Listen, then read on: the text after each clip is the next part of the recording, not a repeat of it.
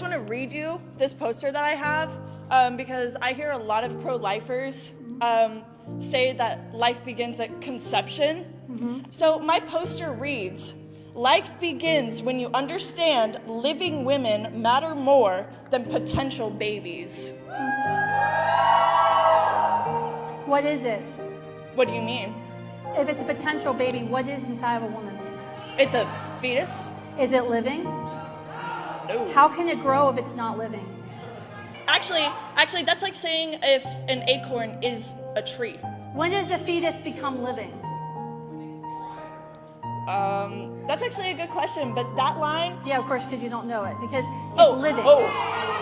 It's living. How about you let her speak? You're fundamentally denying science to validate your opinion. You actively deny science, ma'am. How am I denying?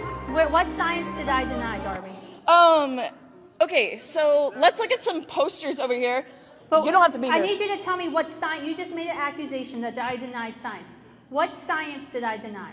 That it's a child inside of you. It is a clump of cells when I'm a clump of cells. What makes me different? That you were born? You were born. So you don't. What you're arguing is that anything that is not born is not valuable of life. I did not say that. It's subjective. So when does a child or fetus or clump of cells, whatever you want to call it, when does this clump of cells or fetus become living? When it can sustain its own life. But when is that? When is the sustainability? No, when is sustainability? 21. About like 30 weeks to born, like 34, 30. Because how do you sustain life? Like my newborns aren't sustainable.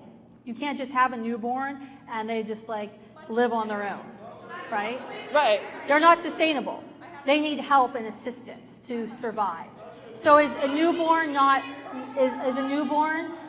worthy of life? Is a newborn not worthy of life?